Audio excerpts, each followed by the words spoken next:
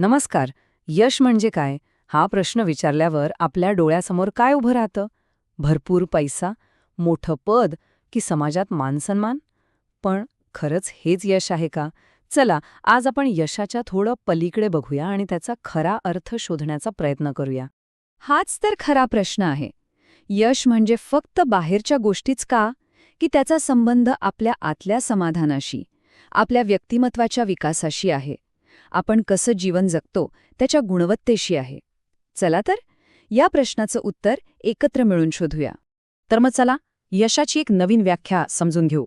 आपल्याला काय करायचंय तर आपलं लक्ष बाहेरच्या जगातून थोडं आतल्या जगाकडे वळवायचं आहे. म्हणजे भौतिक गोष्टींपेक्षा आपल्या आंतरिक मूल्यांवर जास्त लक्ष केंद्रित करायचं आहे. हा विचार खरंच खूप खोल आहे, नाही का? महानता ही काही बाजारात विकत मिळणारी गोष्ट नाहीये. ती जिंकताही येत नाही.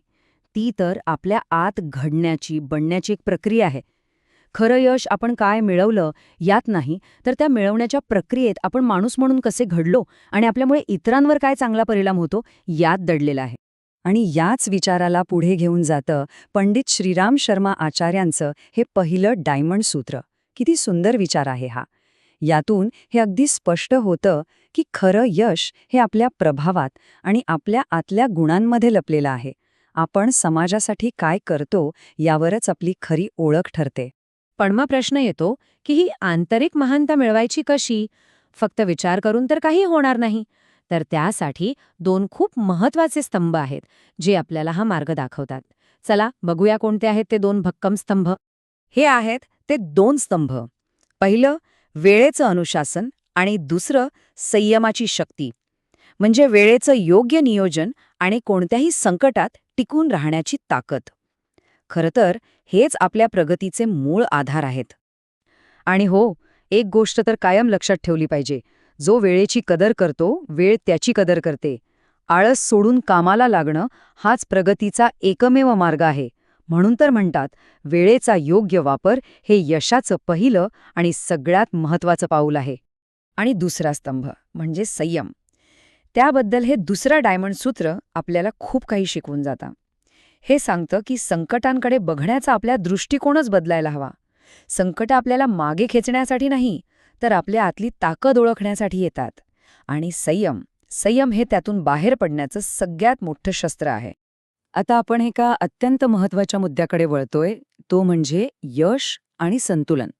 कारण बघा, आंतरिक विकास झाला, शिस्तही आली, पण आयुष्यात बॅलेन्स नसेल तर सगळं व्यर्थ आहे.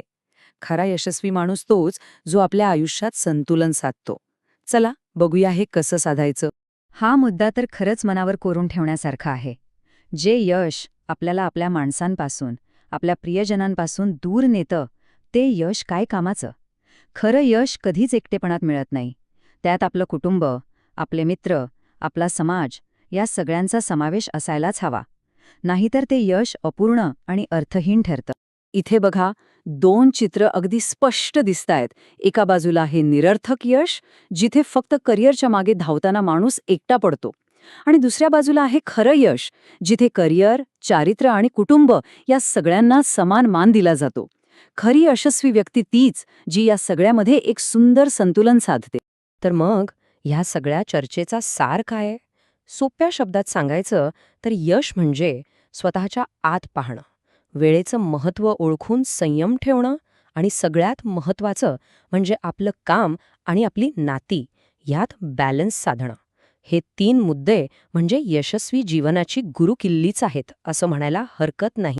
आणि हे सर्व प्रेरणादायी विचार युगऋषी पंडित श्रीराम शर्मा आचार्य यांच्या कालातीत शिकवणीतून आणि त्यांच्या साहित्यातून घेतले आहेत.